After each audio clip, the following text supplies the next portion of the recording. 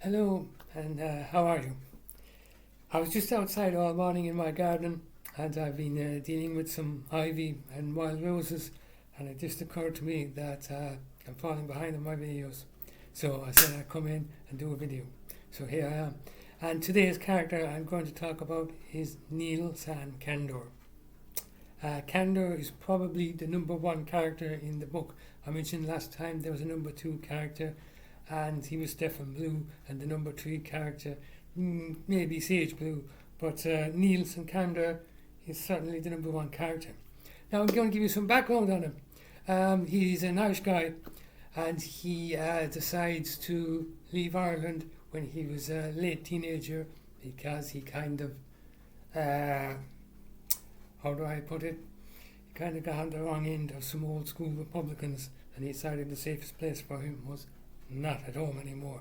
So he moves to France, where he starts working in a tillage farm for the summer, and as the summer draws to a close, he finds himself stuck for work. So he, by no great design or by no great plan, joins the Foreign Legion. And he spends 4 years in the Foreign Legion, where he moves into an engineering corps, and he's pretty much a kind of builder type of guy, not a conventional soldier as such. And he is stationed in various areas in Africa during those 4 years.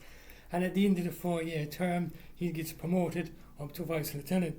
And when he's there, he meets someone called Cicero, who runs an intelligence community back in France. And he's pretty much making France his home at this stage. And while he joins the French intelligence community, which is called the PAS, he's not a conventional intelligence community. It's kind of boring, if you like. He does an awful lot of office work. He compiles files and dossiers. Files are something they put together that are factual, can be backed up, and they are truthful. Dossiers are, on the other hand, a kind of guesswork, assumptions, and with no great background on them. So you could say kind of made up. The intelligence world is a funny place. And anyway, this is what he does for most of the time. Things go okay there for a while until something goes a little bit haywire for him while he's stationed in Libya post-Gaddafi.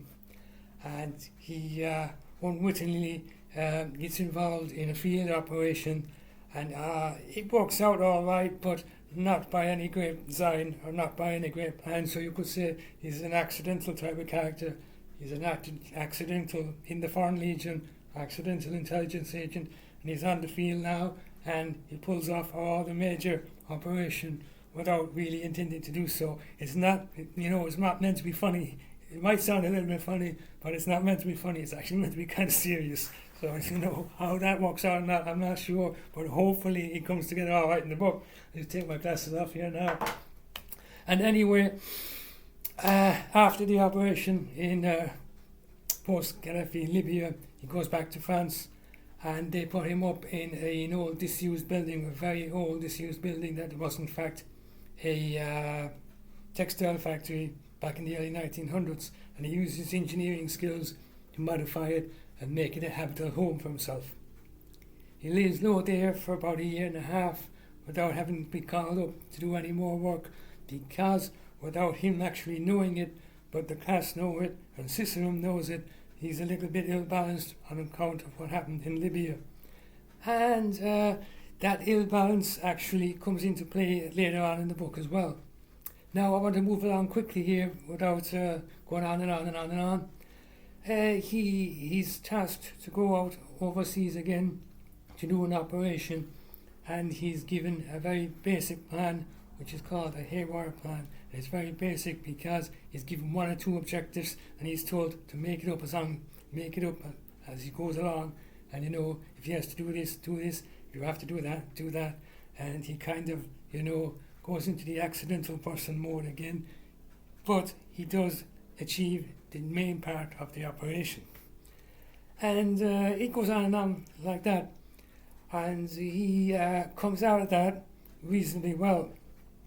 And he picks up a few additional people along the way, which is part of the haywire plan, which is something he puts together as he goes along. You could call it, rather than a file, a dossier, if you like. He's writing it up as he goes along. and he comes out of it okay again. And anyhow, the basic part of Nial San's character is he's Irish, but he makes fancies home. He joins the Foreign Legion. He's an engineer. He joins the intelligence community. He becomes an unwitting field agent, even though he should be a class-based agent. And that's pretty much a good summary of him. And I suppose that's pretty much a good summary of my video here too. And hopefully that comes out all right. I just thought I'd do a quick video here and post it later on YouTube and see how everything goes on. Next video, in hopefully a couple of weeks' time, I'll go back to the mindful approach to writing, as I've come across a few people lately who are talking about where characters come from. And it's a very good question, in fact. Like I said earlier, I tend to make them up most of the time, but every now and again I'll come across someone in the real world and I'll be wondering what's that person like when the curtains are drawn. And you know, I might use people I know every now and again, but not in a big way, as a kind of foundation for a character.